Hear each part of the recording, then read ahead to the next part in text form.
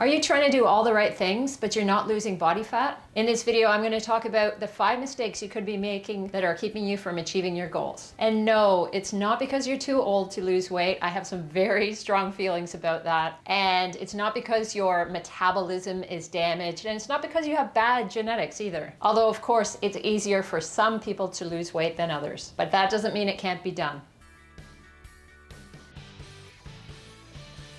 The first mistake you could be making is eating too many calories. Now, this seems a little obvious since in order to lose body fat, you need to burn off more calories than you take in. That doesn't mean that you need to count calories necessarily. Just because you follow the principle and your body is going to follow the principle of calories in, calories out, doesn't mean that you need to track and monitor your calories. And I'm going to talk about that a little later as well. But you always have to expend more calories than you take in order to lose body fat. That doesn't change the fact that there are tons of things that can affect how many calories your body is burning off, apart from just the amount of food that you take in and what you burn off with exercise. But that doesn't mean that the basic principle doesn't apply.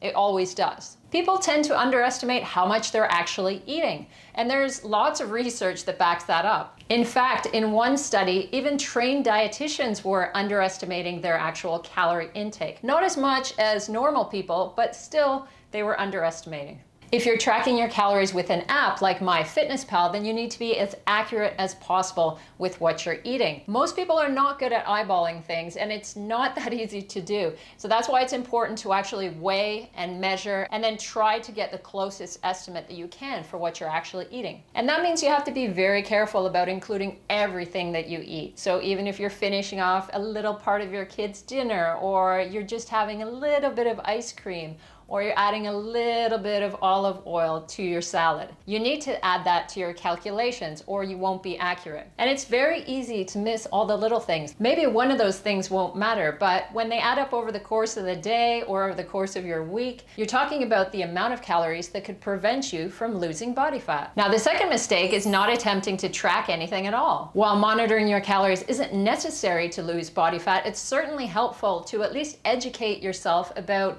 the approximate number of calories that your favorite foods have. A lot of people assume if they just eat whole foods or they just eat healthy foods, then they're going to be okay, but that's actually not the case. There are a lot of very healthy foods that are very high in calorie density, which means for a small portion, you're going to consume a lot of calories. So things like nuts and nut butters are very high in calories. Just that 1 tablespoon of peanut butter is close to 100 calories. And it's so easy to eat that peanut butter, isn't it? 1 tablespoon just doesn't feel like enough. Any oil, even the healthiest of extra virgin olive oil, is 120 calories per tablespoon. So if you're just kind of freewheeling it and throwing on as much as you feel like having, you could easily throw on 300 calories without even knowing. So while your diet should consist of lots of healthy whole foods, you do have to be mindful of the calories that they're adding to your plan. And if you're not tracking anything, how are you going to know how much you've been eating, how many calories is your maintenance level, and how many calories you need to lose body fat? That's valuable information. The third mistake is relying just on the scale. For most people, the scale is a good rough guideline for your progress. Especially if you're 30 or 40 or 50 pounds from your goal, you should see a fairly steady decrease in your weight from week to week. However, once you get a little bit closer to your goal and say you only have 10 pounds to lose, or maybe you're just looking to get a bit leaner, maybe put on a bit of muscle, things are a bit trickier. Your weight goes up and down for various reasons, and not all of them have to do with the amount of body fat that you have. And what could be happening, particularly if you're a beginner or you've taken a break and you're just getting back into exercise again, is that you could be going through a body recomposition. And this is when you're putting on muscle and decreasing your body fat stores at the same time. So that's actually what we're aiming for. We want more muscle and less fat. But the net result of this is that your weight could be staying level. You could see no change because muscle is slightly more dense than fat. So if you increase your muscle mass, decrease your fat, your weight could be exactly the same. This is why you should have other measures of progress to look at as well, besides just the weight on the scale. You can take progress pictures. You can take measurements like your waist, hips, even your arms, thighs, whatever is most important to you and where you think you're going to see the changes the most. You can also check how your clothes fit. So if you've got some tight clothes, you can monitor how you're fitting into those clothes over time, and that's going to give you an indication of your weight loss progress and how much body fat you might have lost. The next mistake is overestimating your energy expenditure. Now, a lot of people think that that workout that they're doing a couple of times a week, maybe 3 or 4 times a week, is going to result in a lot of fat burn. Now, the devices and machines that give you information about calorie expenditure are notoriously inaccurate. They overestimate how much you're actually burning off, and then you might be a little overconfident, and then you're gonna eat to compensate perhaps, and you're gonna end up not losing body fat at all. So when I work with my online coaching clients, I give them a plan for their workouts and their physical activity, but I ask them not to enter it into MyFitnessPal and not to record it in that way, because those numbers are likely an overestimate from what your body is actually burning off.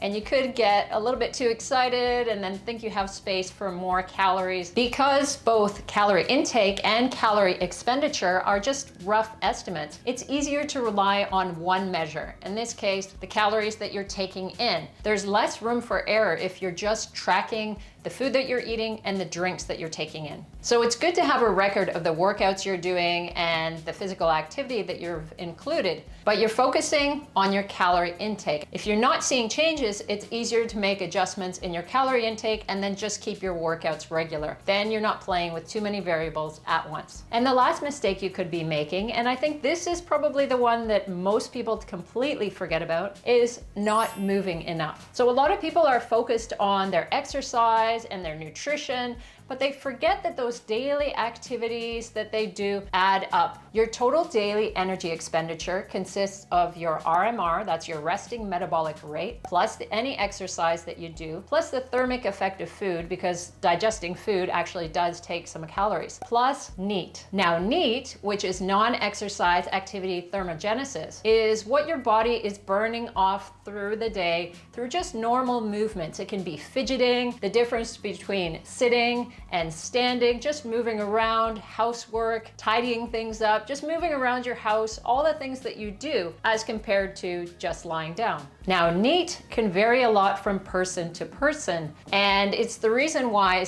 people can be eating exactly the same thing and doing exactly the same workouts, but still not be achieving the same levels of body fat loss. So if you're very active at work, for instance, that can make a big difference for you in terms of your NEAT. But if, like many of us, you're desk bound throughout the day, then you're not going to be moving a lot. The lack of daily movement adds up and you can be adding body fat. So it's a good idea to move around a little bit more, set a timer for yourself on your computer to get up. This is one of the biggest things I've noticed over the course of the pandemic and the lockdowns.